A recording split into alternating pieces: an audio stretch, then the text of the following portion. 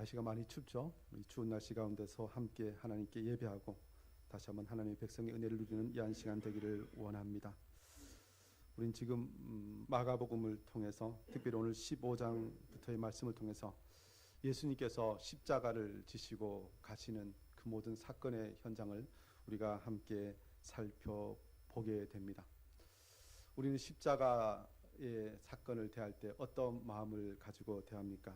사실 수년 전에 한국교회 패션 오브 크라이스트라는 영화로 인해서 십자가 사건이 영상으로 이렇게 보여진 적이 있습니다. 사실 저는 그 영화 보지 않았습니다. 일부러 안 봤습니다. 소문에 십자가의 그 모든 잔인한 장면들을 이제껏 그 어떤 영화보다도 더 사실적으로 그려놓고 또 사람들이 그거 보면서 굉장히 울고 슬퍼했다는 이야기를 듣고 저 영화 보면 안 되겠구나 생각해서 안 봤습니다. 다시. 왜 안 봤냐면요, 그 영화가 그렇게 사람을 그 끔찍한 현장을 보게 하면서 그것을 감정적으로 사람을 만듭니다. 그러면서 정말 십자가에서 우리가 보아야 할 것들을, 십자가를 통해서 우리가 만나야 할 주님을 못 만나게 한다는 것입니다. 더 나아가서 그 십자가를 통해서 우리가 해야 할 것들을 잊어버리게 만듭니다. 우리는 십자가를 대할 때 주의해야 합니다. 예수님이 십자가를 칠 때 얼마나 아프셨을까? 사실 그보다 더 중요한 것은 예수님께서 왜 십자가를 지시고 죽으셔야만 했는가 하는 것입니다. 그리고 그 십자가의 현장 앞에서 내가 어떻게 주님을 따를 것인가? 그 십자가의 현장 앞에서 내가 십자가를 지는 것이 무엇인지 다시 한번 깊이 생각하는 것, 그것이 우리가 십자가를 대할 때 또 십자가를 따라가는 자의 자세라는 것입니다.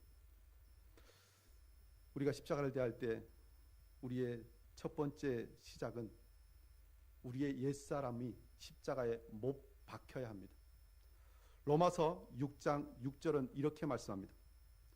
우리가 알거니와 우리의 옛사람이 예수와 함께 십자가에 못 박힌 것은 죄의 몸이 죽어 다시는 우리가 죄에게 종노릇하지 아니하려 함이니라고 말씀합니다.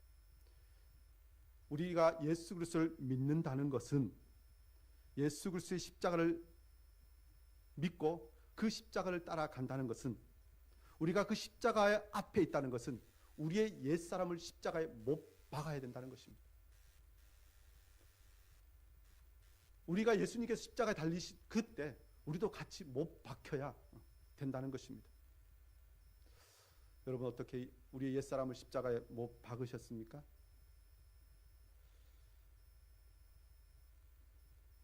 우리가 예수님과 함께 십자가에 못 박혀야 되는데요, 도대체 어떤 옛사람이 십자가에 못 박혀야 합니까? 하나하나 다 들춰내려면 참 많습니다. 그런데 오늘 마가복음 15장은 예수님의 십자가 사건을 이야기하면서 많은 사람들을 등장시킵니다.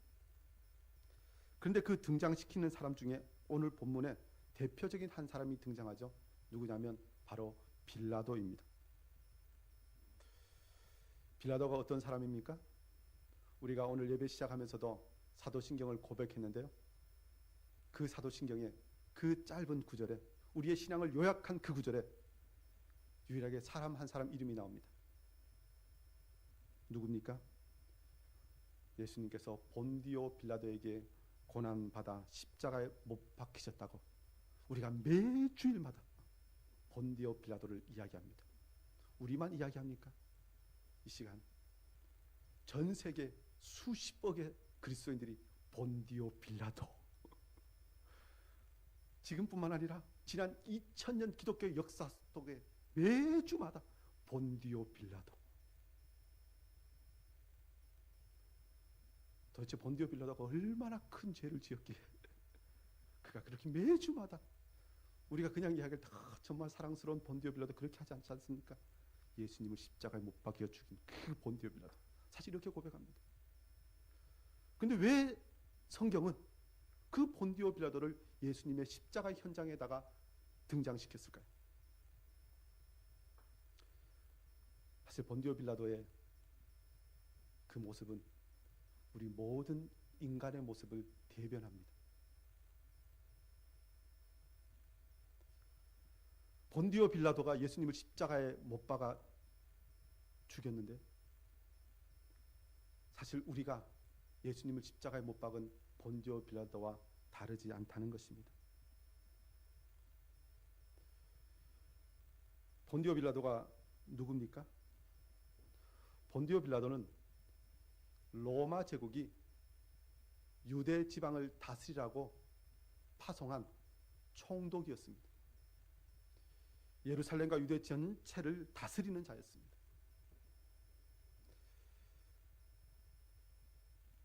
다스린다 하면요, 하나 기억하셔야 될 것이 있습니다. 하나님께서 우리를 왜 만드셨는가? 사람을 왜 만드셨는가? 할 때 창세기 1장 26절은 이렇게 말씀합니다. 하나님이 이르시되 우리의 형상을 따라 우리의 모양대로 우리가 사람을 만들고 그들로 바다의 물고기와 하늘의 새와 가축과 온 땅과 땅에 기는 모든 것을 다스리게 하자 하시고, 사람을 만드신 목적이 무엇이냐면 온 땅을 다스리도록 하시기 위해서 만드셨다는 것입니다. 그래서 사람의 첫 번째 사명은 다스리는 것입니다. 본디오 빌라도가 유대 총독이 되어서 유대 지역을, 사람들을 다스릴 권세를 가지고 또 그 일을 하는 것이 사람이 제일 처음 우리 조상 아담이 하나님께로부터 받은 사명과 다르지 않습니다. 똑같습니다. 하나님의 말씀대로 온 세상을 잘 다스리는 것, 그것이 우리의 본분입니다. 우리가 주기도문에서 늘 기도하죠. 하나님의 뜻이 하늘에서 이루어진 것 같이 땅에서도 이루어지이다. 우리가 늘 그렇게 주기도문을 통해서 기도하는데요, 그 기도는 단순히 기도에 그치는 것이 아니라 우리의 사명입니다. 하나님의 뜻이 이 땅 위에 이루어지도록 우리가 세상을 잘 다스리는 것, 그것이 기도한 자의 사명이라는 것입니다. 빌라도도요, 로마 황제로부터 유대 지역을 잘 다스리려고 명령받았습니다. 잘 다스려야 합니다. 그런데 그가 다스리긴 다스렸죠. 그런데 어떻게 다스렸습니까? 잘 다스린 것 같았지만 오늘 본문 말씀 보면 그가 결정적으로 하나 그야말로 잘못하는 것이 있습니다. 오늘 12절부터 말씀을 보았는데, 빌라도가 또 대답하여 이르되 그러면 너희가 유대인의 왕이라 하는 이를 내가 어떻게 하랴? 내가 어떻게 하랴? 빌라도가 무엇을 할 수 있는 권세가 있다는 것입니다. 너희들이 원하는 것, 내가 하는 것 다 할 수 있습니다. 위임한 것이죠. 그 위임을 받았는데요, 근데 그가 어떻게 다스립니까? 13절 보면 그들이 다시 소리지르되 그를 십자가에 못 박게 하소서. 빌라도가 이르되 어찌 미냐? 무슨 악한 일을 하였느냐 하니 더욱 소리지르되 십자가에 못 박게 하소서 하는지라. 빌라도는 다스리는 자로서 로마 법을 예루살렘의 유대 지역에 적용시키는 사람입니다. 예수님을 조사를 다 했는데 오늘 말씀처럼 그가 무슨 악한 일을 하였느냐? 예수님의 죄를 발견하지 못했습니다. 예수님의 죄를 발견하지 못했으면 법대로 예수님을 놓아주어야죠. 그것이 로마 황제로부터 받은 그의 사명입니다. 법을 지키는 것. 그런데 그가 그 법과 어긋나게 어떻게 행동합니까? 15절 말씀 보면 빌라도가 무리에게 만족을 주고자 하여 바라바는 놓아주고 예수는 채찍질을 하고 십자가에 못 박히게 넘겨주니라. 법보다 무엇을 더 우선하고 있습니까? 무리에게 만족을 주고자 하여. 법대로 다스려야 하는데 무리에게 만족을 주고자 하여, 사람들이 두려워 그들에게 져서 그야말로 예수님을 십자가에 못 박히게 넘겨주었다는 것입니다. 우리는 하나님을 섬기는 사람입니다. 하나님을 섬기는 사람이면 하나님의 명령대로, 하나님의 법대로 살아야 하는데 우리가 일상에서 무엇을 따라 삽니까? 여러분은 행동할 때 무엇이 우리에게 더 큰 힘으로 다가옵니까? 하나님의 말씀입니까? 명령입니까? 아니면 사람의 소리입니까? 빌라도는 사람의 소리가 더 크게 들렸습니다. 무리에게 만족을 주고자 해요. 그런데 이것이요, 누구랑 꼭 닮아 있냐면 아담이랑 닮아 있습니다. 아담이 첫 번째 죄를 지을 때의 모습에 대해서 창세기 3장 6절은 이렇게 말씀합니다. 여자가 그 나무를 본즉 먹음직도 하고 보암직도 하고 지혜롭게 할 만큼 탐스럽기도 한 나무인지라. 여자가 그 열매를 따먹고 자기와 함께 있는 남편에게도 주매 그도 먹은지라. 성경은 분명히 여자가 열매를 따서 자기도 먹고 남편에게 주었다고 하는데요, 성경 전체는 이 죄의 주체를 누구라고 이야기하냐면요, 아담이 범죄하였다라고 이야기합니다. 왜 아담이 범죄했습니까? 아담이 이것을 왜 먹었을까요? 하나님께서 분명히 이 선악을 알게 하는 나무의 열매를 먹지 말라, 먹으면 정령 죽으리라 말씀하셨습니다. 그런데 아담은 그 명령보다 누구의 소리가 더 크게 들립니까?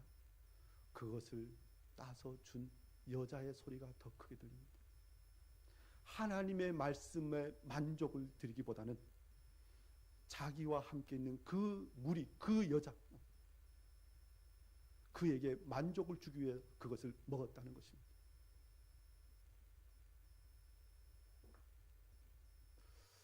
오늘 우리는 누구에게 만족을 주기 위해 삽니까? 누가 더 두렵습니까?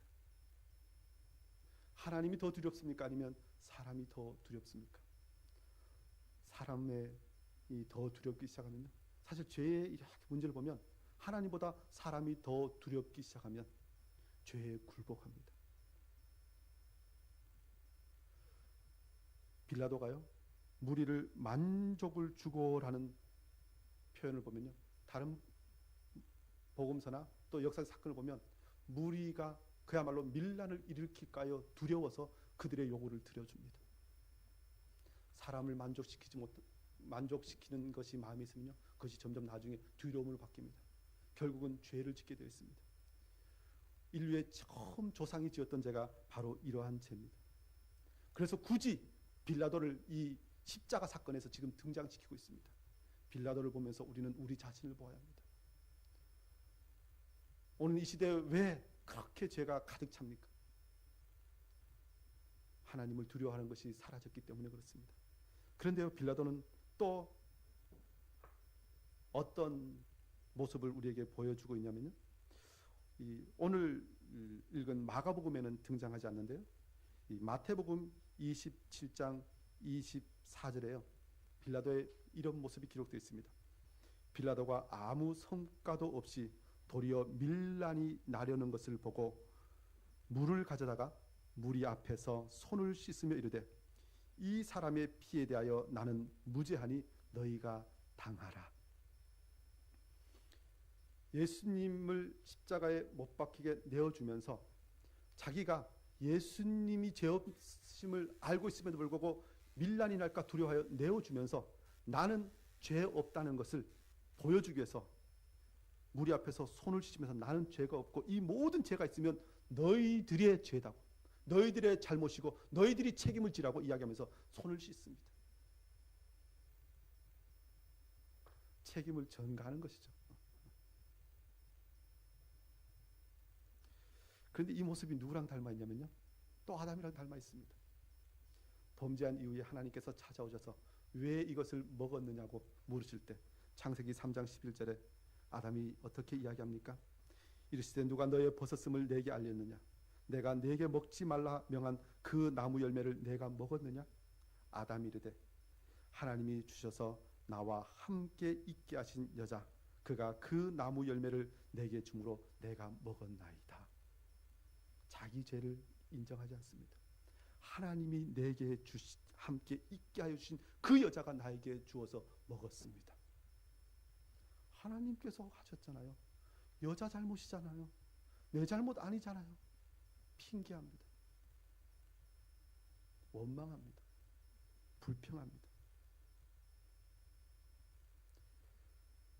그 모든 것의 허물을 다른 사람에게 돌립니다.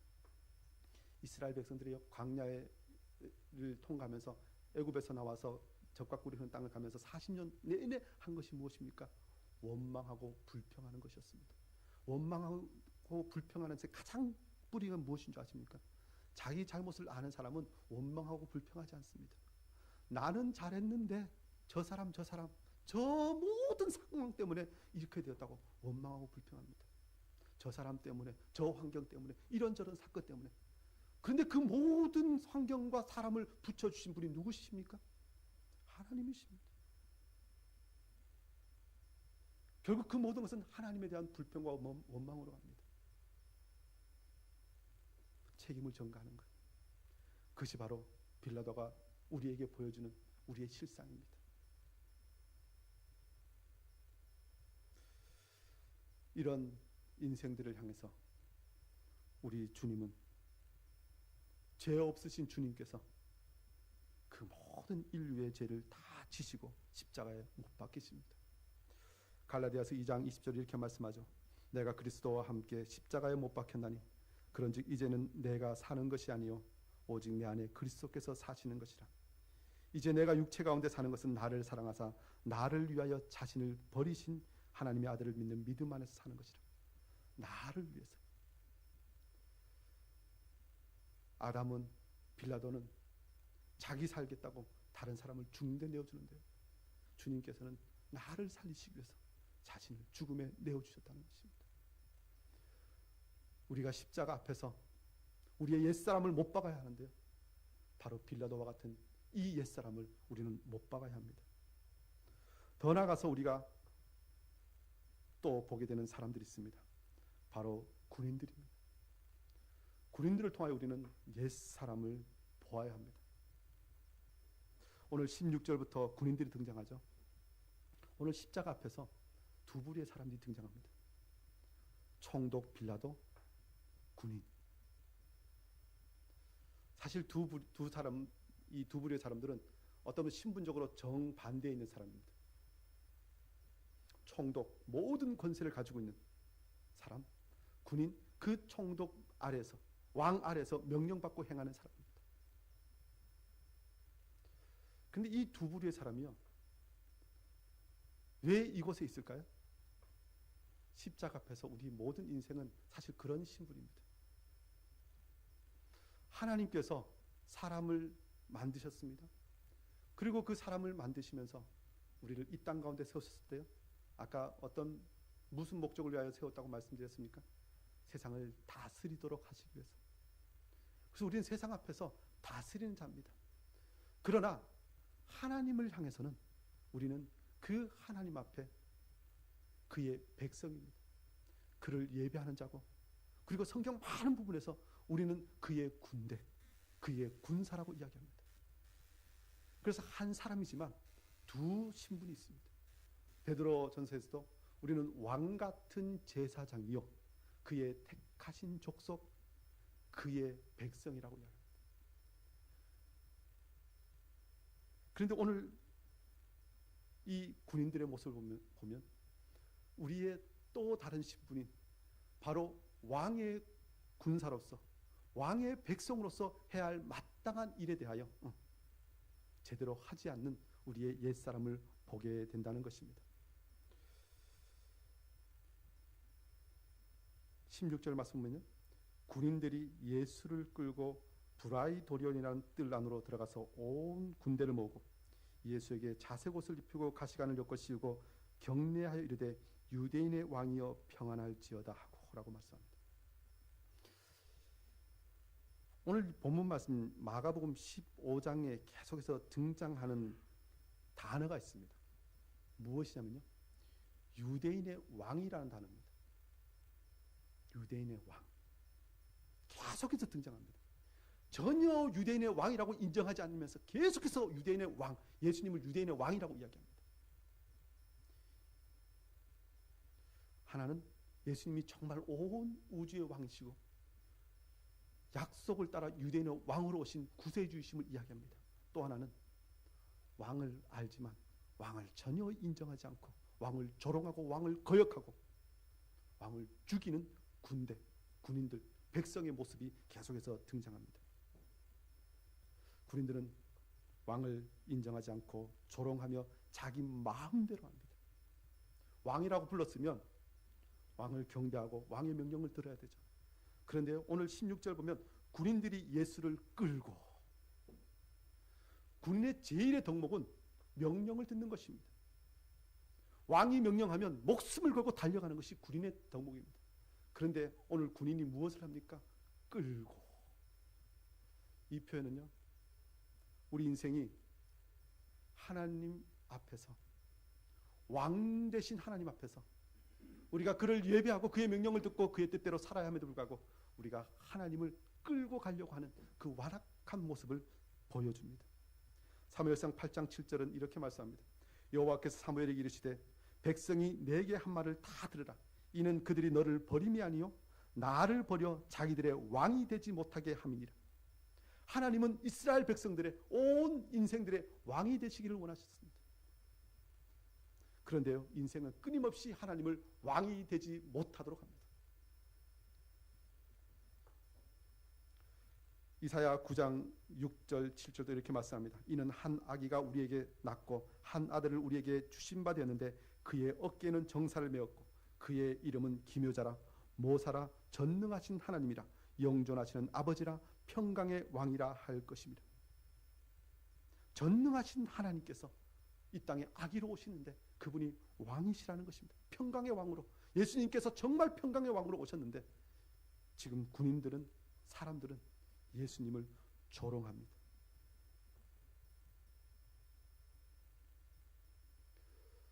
하나님을 인정하지 않는 것이죠. 오늘 우리는 어떻게 하나님을 인정합니까? 정말 왕이신 주님을, 하나님을 그렇게 인정하며 살고 있습니까? 아니면 내가 가면서 주님 따라오세요 하고 예수님을 끌고 다닙니까? 내 마음대로 왕을 좌지우지하려고 왕을, 꼭두각시 왕을 세우기를 원합니까? 사실 그것이 우리의 모습입니다. 군인들의 모습과 우리의 모습이 별로 다르지 않습니다. 군인들이 왜 이렇게 했을까요? 저는 군인들이요, 평상시에 왕이라는 사람들, 위에 있는 사람들, 갑질하는 사람들 때문에 되게 스트레스 받은 것 같습니다. 그러니까 왕이라는 이름을 붙여놓고 그 모든 스트레스를, 그야말로 분노를 그냥 예수님에게 푼 것 같습니다. 사실 그것이 우리의 모습입니다. 군인들은 자신들의 방식대로 유대인의 왕을 대우합니다. 18절부터 말씀 보면 격리하여 이르되 유대인의 왕이여 평안할지어다고 갈대로 그의 머리를 치며 침뱉으며 꿇어 절하더라. 그동안은 왕이라고 이름 붙여지면 그 밑에서 순종해야 되는데 왕이 자기 앞에 있으니까 얼마나 마음대로 하고 싶겠습니까? 침뱉고 욕하고 조롱합니다. 절을 하면서도 그야말로 그 안에 온갖 조롱을 다해서 절을 합니다. 그런데 이 군인의 모습이요, 우리 조상들의 모습과 다르지 않습니다. 우린 빌라도에서 이 아담의 모습을 봤는데 오늘 전 군인의 모습에서 가인의 모습을 봅니다. 가인이 어떻게 하나님을 예배합니까? 가인은 자신의 방식인 땅의 소산으로 하나님께 제물을 드립니다. 이 가인과 아벨이 하나님께 동일하게 제사하는 것을 보면 하나님께서 제사의 방식을 보여주셨습니다. 하라고 하셨습니다. 그것이 인간의 의무입니다. 그런데 하나님께서 열어놓으시고 가르쳐 주신 방식이 아니라 땅의 소산으로 하나님께 제물을 드립니다. 그런데 하나님께서 받지 않으신 거 보면 자기의 방식으로, 자기 마음대로 한 것입니다. 우리가 하나님을 예배할 때 어떻게 예배합니까? 하나님께서 열어놓으신 그 길로 갑니까? 아니면 내 마음대로 합니까? 지금 군인들은 자신의 마음대로 왕을 지금 조종하고 있습니다. 그리고 이 군인들이요, 예수님을 조롱하고 또 예수님께 침뱉고 모든 하는 것을 보면요, 자신의 감정을 마음대로 드러냅니다. 왕 앞에 서면 어떻게 행동합니까? 왕 앞에서 경거망동하는 사람을 제가 거의 본 적이 없습니다. 그 앞에서는 정말 자기의 생각, 감정조차도 조절합니다. 그런데 그동안 이 군인들은 억눌렸던 모든 감정을 표출합니다. 침뱉고 조롱하고. 그런데 이것이 가인의 모습에도 등장합니다. 하나님께서 가인의 제사를 받지 않으시자 가인은 몹시 분하여 안색이 변합니다. 얼마나 똑같은지. 하나님께서 너가 틀렸기 때문에 내가 받지 않았다고 분명히 말씀하셨음에도 불구하고 안색이 변합니다. 왜 나는 할 만큼 했는데 하나님은 왜 나에게 그렇게 대우하십니까? 하면서 내 마음대로 행동합니다. 우리는 하나님께서 우리에게 주신 것들에 대해서 어떻게 반응합니까?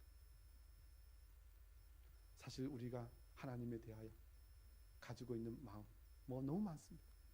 그런데 이 모든 것의 반대 마음이 무엇인지 아십니까? 감사하는 것입니다.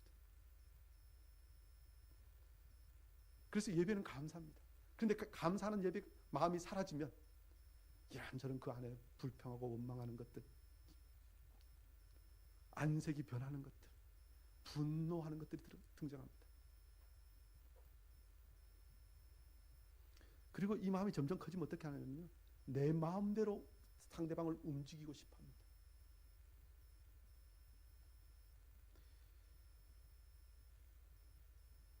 하나님의 뜻이 아니라 내 뜻대로 움직입니다. 결국 내 마음대로 잘 안 되면 결국 어떻게 합니까? 내가 다른 사람에 대해서 잘 안 되면 결국 사람들은 폭력을 취합니다. 결국 이 군인들도 예수님을 십자가에 못 박는데 내어주는 것을 보게 됩니다. 자신들의 뜻을 이루기 위하여 불의한 일에 동참합니다.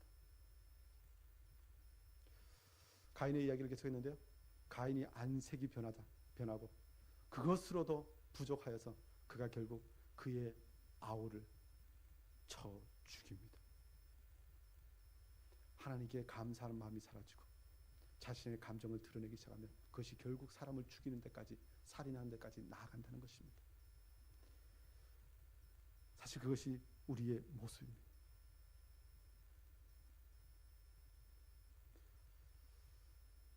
그런데 이런 군인들에 비해서 예수님의 모습은 어떠합니까? 히브리서 12장 2절은 주님에 대해서 이렇게 묘사합니다. 믿음의 주여 또 온전하게 하시는 이 예수를 바라보자. 그는 그 앞에 있는 기쁨을 위하여 십자가를 참으사 부끄러움을 개의치 아니하시더니.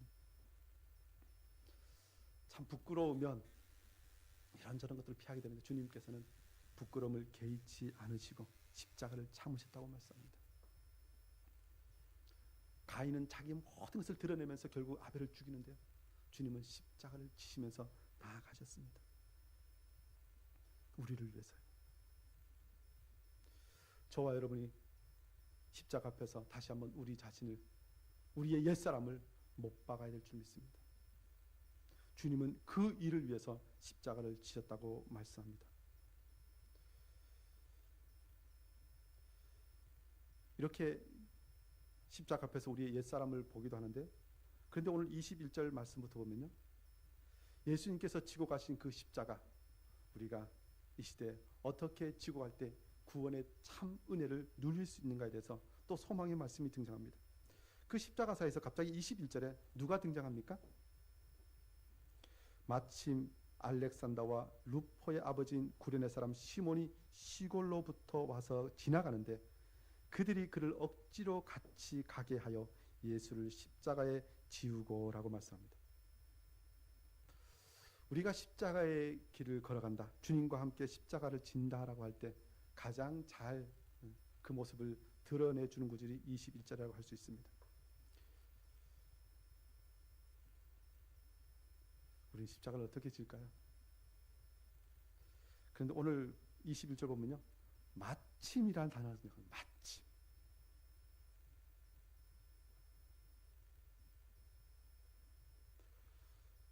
이 마침이라는 단어는 우연 같지만 하나님의 섭리하심과 경륜이 다 그 자리에 있음을 드러내는 구절이라고 할 수 있습니다. 십자가는 어떻게 지는가? 결국 십자가를 지는 것, 그것은 하나님의 은혜로만 가능합니다. 십자가는 하나님의 은혜입니다. 오늘 마침 알렉산더 루포의 아버지인 구레네 사람 시몬이 시골로부터 와서 지나가는데, 근데 사람 이름이 등장하죠. 알렉산더와 루포의 아버지. 이름을 이렇게 기록한 거 보면 이 성경이 기록될 당시에 알렉산더와 루포라는 사람에 대해서 사람들이 알고 있었던 것 같습니다. 로마서 16장 13절에 보면요, 주 안에서 택하심을 입은 루포와 그의 어머니에게 문안하라. 그의 어머니는 곧 내 어머니입니다. 로마서 마지막 부분에 그 중요한 구절에 루포의 어머니에게 문안하라. 그런 내 어머니다. 구레네 사람인데 지금 로마를 향해서 쓰고 있는 편지에 지금 그 이름을 기록합니다. 그러니까 이 루포와 그의 어머니, 그의 가족은 로마에까지 유명한 사람들이었어요. 루포의 아버지는 시몬은 억지로 십자가를 지고 갔는데 그 십자가를 지고 간 결과가 그와 그의 자손들에게 큰 복이었다는 것입니다. 큰 은혜였다는 것입니다. 먼저 기억할 것은요, 우리의 십자가는 은혜라는 것입니다. 억지로 지고 가지만 그 십자가는 은혜 없이는 지고 갈 수 없습니다. 우리 아담과 가인 이야기를 했는데, 아담과 가인을 지나면서 세상이 어떻게 됩니까? 온 세상에 죄악이 가득 찹니다. 그래서 하나님께서 이 죄가 가득 찬 세상을 쓸어버리겠다라고 말씀하십니다. 그런데 창세기 6장 8절에는 그러나 노아는 하나님께 은혜를 입었더라라고 말씀합니다. 하나님께서 쓸어버리시겠다, 심판하시고 멸망시키시겠다, 다 죽이시겠다고 말씀하시는데, 그러나 노아는 하나님께 은혜를 입었다라고 이야기합니다. 구원의 역사가 시작되는 것이죠. 근데 구원의 역사의 시작은 바로 은혜라는 것입니다.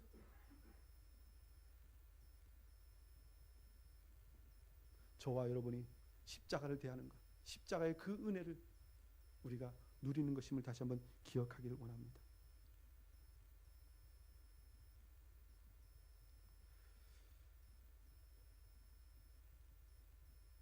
알렉산더와 루포의 아버지 구레네 사람 시몬, 그가 억지로 십자가를 지고 가는데요, 근데 그 본문에 보면 그들이 그를 억지로 같이 가게 하여, 같이 가게 했다는 것입니다.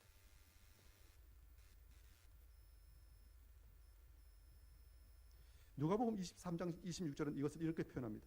그들이 예수를 끌고 갈 때 시몬이라는 구레네 사람이 시골에서 오는 것을 붙들어 그에게 십자가를 지워 예수를 따르게 하더라. 붙들어, 그야말로 억지로라는 것이죠. 예수님을 따라갔다는 것입니다. 십자가를 지고 가는 데서는 예수님과 같이 예수님을 따르는 것, 이것이 중요한 단어입니다. 예수님과 같이 예수님을 따르지 않으면 십자가를 질 수 없습니다. 그것이 억지로든 강제로든 하나님께서 나를 붙드셔서 선택하셔서 하나님의 구원의 역사에 동참시키신 것, 그것이 큰 은혜요, 그것은 결국 생명과 구원으로 나아간다는 것입니다.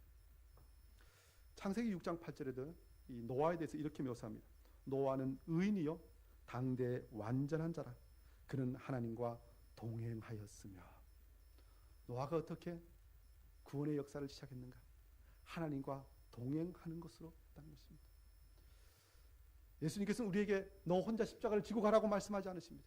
함께 가자. 저와 여러분이 그렇게 주님과 함께 십자가를 지고 가기를 원합니다. 그런데 그 십자가를 지고 가는 것이 사실 결코 쉬운 것이 아니죠.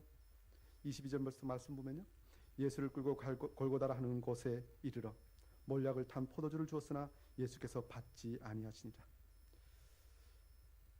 오늘 굳이 성경 모든 부분에서요, 이 몰약을 탄 포도주를 주님께 드렸으나 주님께서 받지 않으셨다라고 말씀합니다. 주님께서는 십자가를 지고 가실 때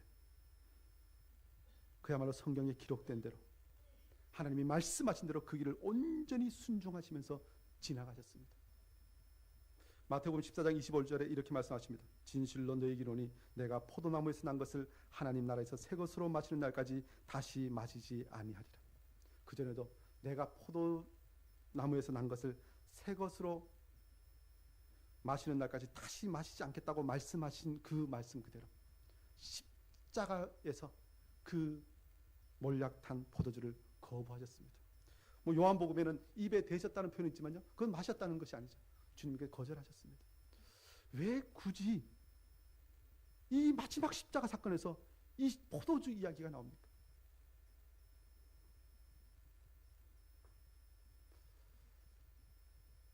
우린 다시 창세기로 가야 합니다. 죄의 시작이 어디서부터 시작되었죠?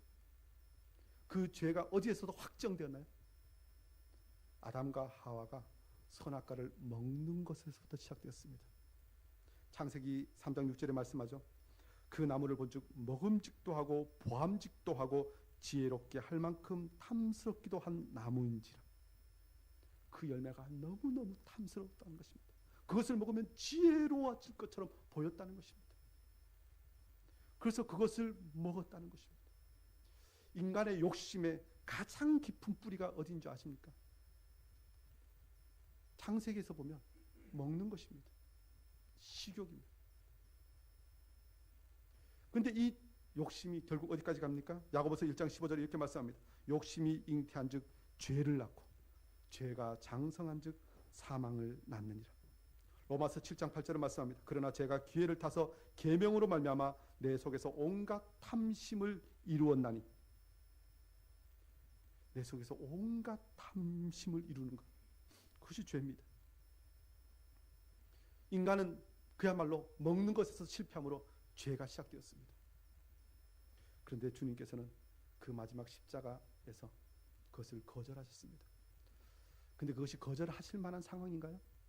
사람은 먹을 음식물을 못 먹으면 며칠, 심지어 40일, 50일도 살아있는 사람이 있습니다.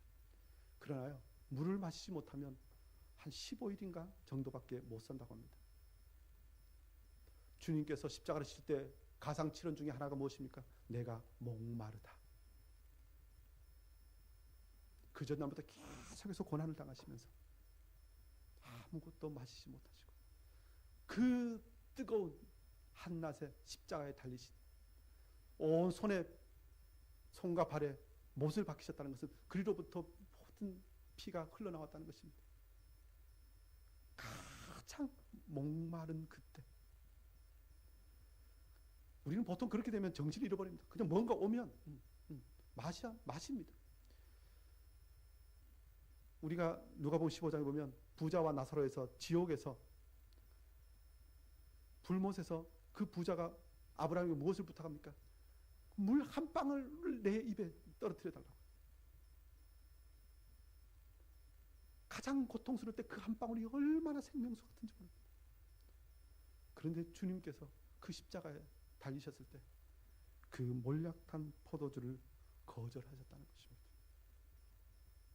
모든 마지막까지 그 죄의 뿌리를 이기셨다는 것입니다.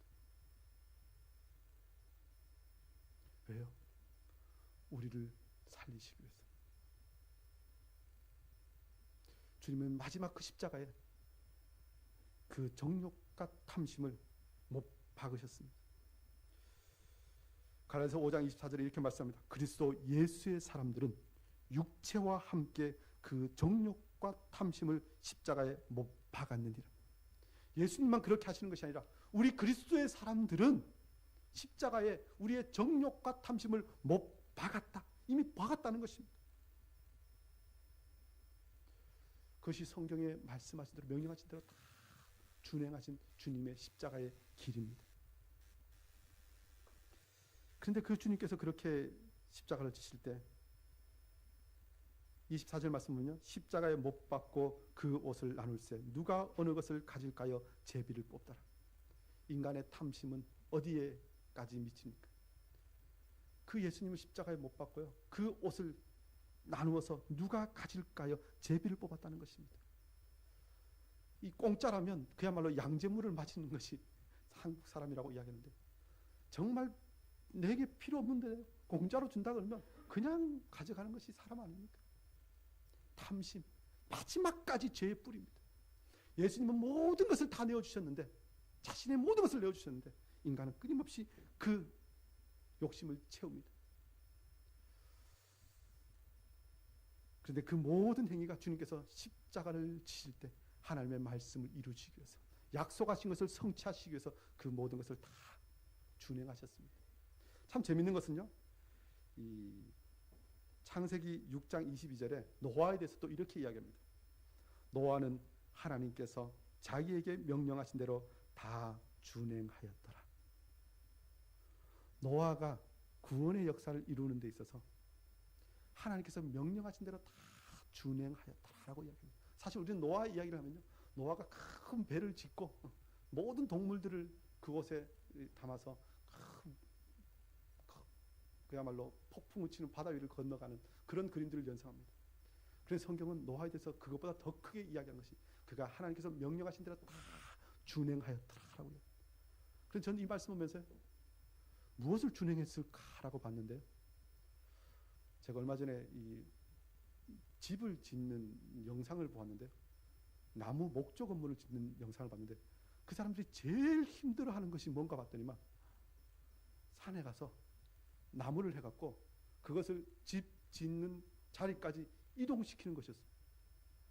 근데 그 모습이 무엇이었냐면 통나무를 지고 막 이동하는 거예요. 사람들이 온갖 인상을 쓰고 가는 거예요. 근데 그 모습이 예수님께서 십자가를 지시고 가시는 모습과 닮아 있었습니다. 그런데 노아가 그걸 몇 번을 했을까? 그 엄청난 거리, 그 높은 산에서 배 한 척, 그 큰 배를 지으려면 딱 4사람이 그 엄청난 통나무를 얼마나 많이 지고 갔을까? 그런데 노아는요, 다 준행하였더라. 얼마나 멋있는 말입니다. 오늘 이 시대 우리가 예수님을 따라가면서 십자가를 지고 한다고 하는데 우리는 얼마나 준행합니까? 조금만 힘들면 아이고 하고 팽개칩니다. 그러나 우리의 정욕과 탐심을 십자가에 못 박은 사람은 이제는 예수 그리스도를 인하여 그 은혜를 힘입어 다 준행하는 삶을 삽니다. 오늘 25절 말씀 보면요, 때가 제3시가 되어 십자가에 못 박으니라. 그 위에 제 패 유대인의 왕이라 썼고 강도들을 예수와 함께 십자가에 못 박으니 하나는 그의 우편 하나는 좌편에 있더라. 예수님을 십자가에 못 박으니라. 십자가에 못 박으니라 이 표현은요, 이 주체가 그야말로 이 군인이죠. 그러나 사실 십자가에 못 박게 내어주신 분은 누구십니까? 우리 하나님이십니다. 로마서 8장 32절에 이렇게 말씀합니다. 자기 아들을 아끼지 아니하시고 우리 모든 사람을 위하여 내주신 이가 어찌 그 아들과 함께 모든 것을 우리에게 주시지 않겠느냐. 하나님께서 우리를 위해서 자기 아들을 아끼지 아니하시고 내어주셨다는 것입니다. 이것이 하나님의 은혜와 사랑입니다. 우리를 위해서 아낌없이 내어주신 것은 우리가 주님을 위하여 아낌없이 내어주는 자가 되게 하시기 위해서 우리의 옛사람을 십자가에 못 박고 새 사람을 덧입어서 주님의 말씀을 따라 순종하면서 그 십자가의 길을 제대로 걸어가도록 하시기 위해서 그 모든 일을 행하셨다는 것입니다.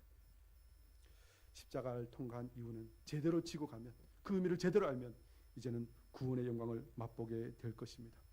그러나 우리가 기억해야 될 것은 다시 살아남, 부활은 분명하게 무엇이 있어야 합니까? 죽음이 있어야 합니다. 제대로 죽지 않으면 부활을 절대로 맛볼 수 없습니다. 영광은 고난의 십자가를 통과해야 영광이 있습니다. 저와 여러분은 다시 한번 오늘 말씀을 따라서 우리의 정욕과 탐심을 온전히 십자가에 못 박는 자가 되기를 원합니다. 빌라도처럼 하나님께로부터 사명을 받았음에도 불구하고 하나님의 말씀에 순종하지 않고 사람의 말을 듣고 사람을 만족시키기 위하여 살아왔던 모든 것을 회개하며 나가기를 원합니다. 하나님께서 나에게 주신 책임을 다른 사람에게 돌리고 다른 사람에게 떠넘기면서 나는 아무 죄도 짓지 않은 자처럼 그렇게 뻔뻔하게 살아갔던 그 모든 것들을 다시 한번 회개하며 나가기를 원합니다. 우리가 하나님의 군사로, 하나님의 군대로 부름받았음에도 불구하고 그 명령에 순종하지 않고 내가 왕인 것처럼 행동했던 모든 것들 주님 앞에 회개하면서 그 옛사람을 십자가에 못 박고 다시 한번 예수님께서 잠잠히 십자가를 지고 그 모든 일을 행하셨던 것을 본받아 구레네 시몬이 억지로라도 십자가를 지고 갔던 것처럼 우리에게 주신 모든 환경, 우리에게 주신 모든 명령과 사명이 주님께서 우리에게 가장 아름다운 것을 주시기 위해서 내게 주신 기회와 사람과 환경과 직장과 우리의 모든 시대인 것을 기억하면서 오늘 하루 우리에게 주신 십자가를 지고 주님의 뜻을 이루는 저와 여러분 되시기를 주 이름으로 축원합니다. 기도하겠습니다.